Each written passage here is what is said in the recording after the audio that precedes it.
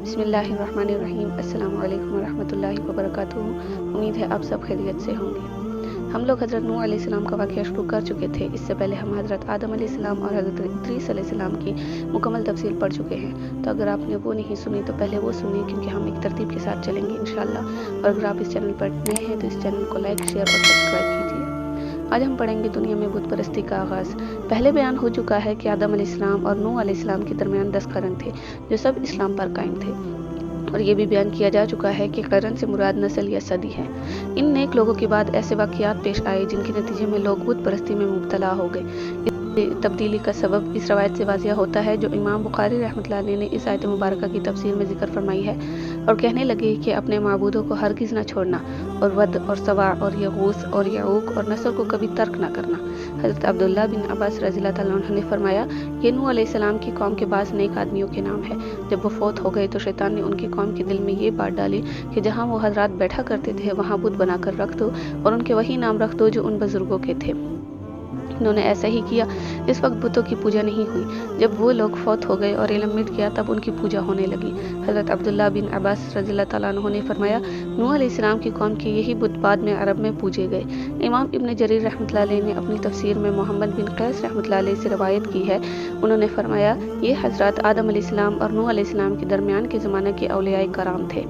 इनके कुछ पैरोकार भी थे जो उनके तरीके पर चलते थे। जब वो फौत हो गए तो उनकी अकीदतमंद पैरोकारों ने कहा, अगर हम इनकी तस्वीरें बना लें तो उनकी याद की वजह से हमें इबादत का शौक़ ज़्यादा होगा।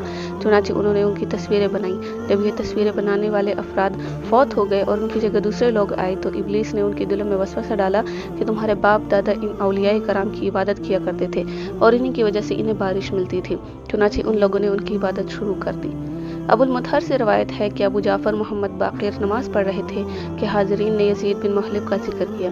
नमाज से फारिग होकर उन्होंने फरमाया, तुमने यज़ीद बिन मुहल्लिब का जिक्र किया है, और इस इलाके में कत्ल हुए हैं जहाँ सबसे पहले गैर अल्लाह की पूजा हुई थी।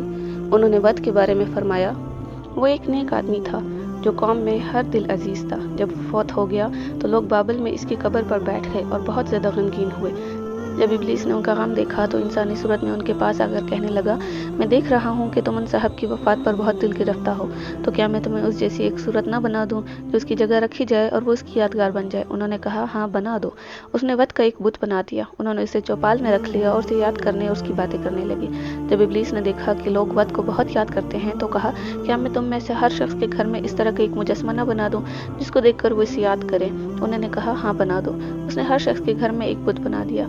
लोग उसको देखकर उसके अल्लाह के वली वद को याद करते थे। जब उनके बेटे बड़े हुए तो उन्होंने अपने बुजुर्गों को इन बुतों को अहमियत देते देखा तो वो भी इसी तरह अहमियत देते रहे, हालांकि कि अगली नस्लों के लोग इस बात से बेखबर हो गए कि उनके बुजुर्ग उन्हें क्यों याद करते थे। अलबत्ता उन्होंने आहिस्ता आहिस्ता उनकी इबादत शुरू कर दी। चुनांचे सबसे पहले जिस मखलूक की इबादत की गई वो वद बुजुर्ग का बुत था। इस तफसील से मालूम होता है कि हर बुत को पूजने वाली एक अलग जमात थी। ये भी कहा जाता है कि जब तवील ज़माना गुजर गया तो उन्होंने तस्वीरों की जगह मुजस्सम बुत बना लिए ताकि ज़्यादा देर तक कायम रह सके। यानी पहले तस्वीरें बनाई गई थी, बाद में तस्वीरों के मिट जाने के खौफ से मुजस्मे बनाए गए, बाद में उनकी इबादत होने लगी। उनके यहाँ उनकी इबादत के बहुत से तरीके।